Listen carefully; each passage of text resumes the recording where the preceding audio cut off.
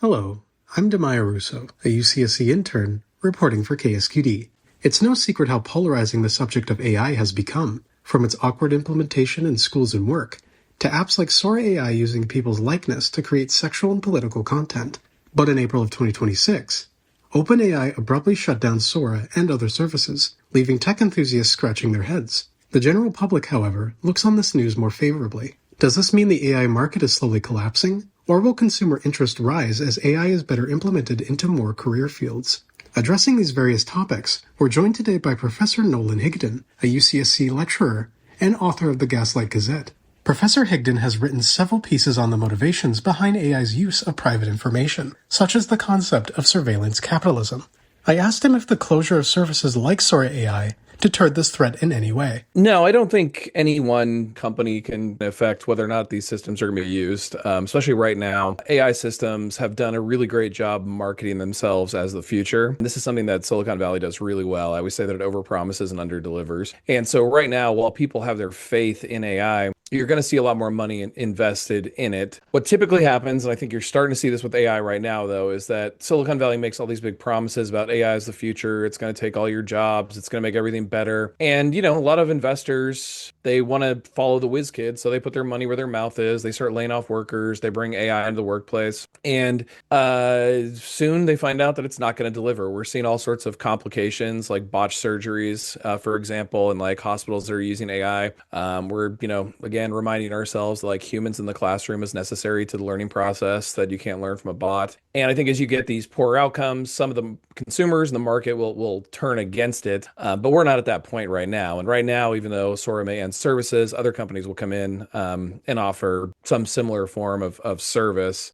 Also, the capitalist or the surveillance capitalist economy of big tech is really interesting in the sense that clearly serves an economic function. I mean, there's a lot of people making a lot of money off surveillance capitalism. Data collection by these companies is used to help other industries make determinations about like how to design advertisements, how to run political campaigns. But there's also like non-economic forces that also justify surveillance capitalism because it is just a surveillance apparatus, right? Like most authoritarian regimes wish they could have what Silicon Valley has right now in terms of monitoring. So like so-called law enforcement definitely wants these surveillance systems to stay in place. Governments definitely want these to stay in place, particularly as the capitalist economy gets more and more out of control. Wealth inequality grows. We're seeing more people turn to violence. So the state is going to want to rely on surveillance to try and protect the wealthiest and most powerful among us. So those forces are also going to remain regardless of whether or not a company like Sora exists. And then my only other question, since you touched up on it, was while OpenAI has claimed it is shutting down services like Sora to incentivize the development of their products in,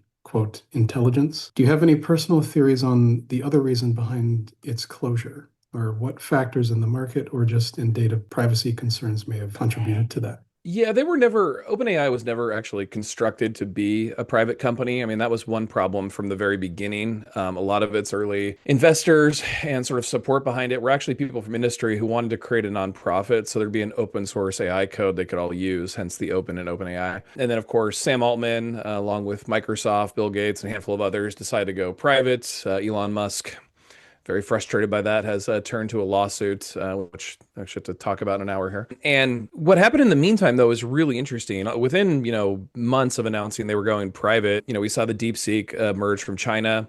Google got its Gemini out very quickly, and it surpassed OpenAI in a lot of ways very quickly. And then you've got Anthropic, and Anthropic is a really interesting company because it's making some massive changes and advancements to the code in the industry, but it's also one of the only companies that's willing to share some of the dark side of the research. So it's also creating some of the bad PR for AI while it's also profiting itself. It tries to take these, kind of moral stands like opposing what the military is doing and blah, blah, blah. But to me, that's less commentary on Anthropic and more commentary on how our government and Congress are basically inept at creating regulations and laws. So I think for all those reasons, OpenAI it really fell behind in terms of the competition model. I don't think it was constructed for this, where Google is a master of branding these types of products. I'm not surprised that surpassed OpenAI.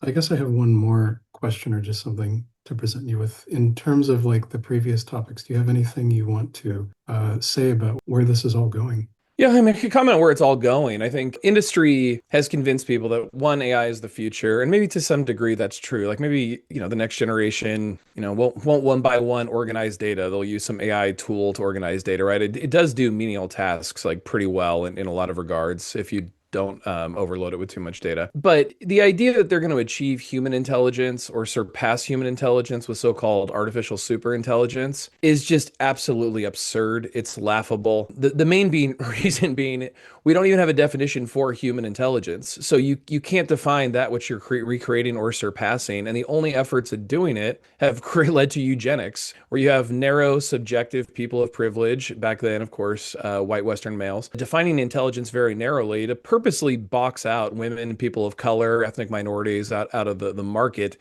That's what's happening right now. I mean, it's the same quantification of neurons and interactions with neurons and outcomes that are being used to define intelligence in that degree. And I put that in air quotes. So I've always been skeptical of this. I think Sora being closed, just like I think a lot of these companies showing losses and moving away from AI and back to humans, just illustrates that this was another advertising moment for big tech where they succeeded for a couple of years, and now people are coming back down to reality, and that's probably where it'll go from here. As the AI companies continue to conform to market demands, as well as the needs of the government, their relationship to the general public stays as rocky as ever. With few legal protections against their use of consumer data, the political and social consequences of this technology still seem to outweigh any financial benefit. And while Elon Musk and Sam Altman may claim their lawsuit is for the good of humanity, the outcome of this battle will only affect the other tech giants' profits. Thanks for listening. This is Daymia Rousseau, UCSC intern, reporting for KSQD.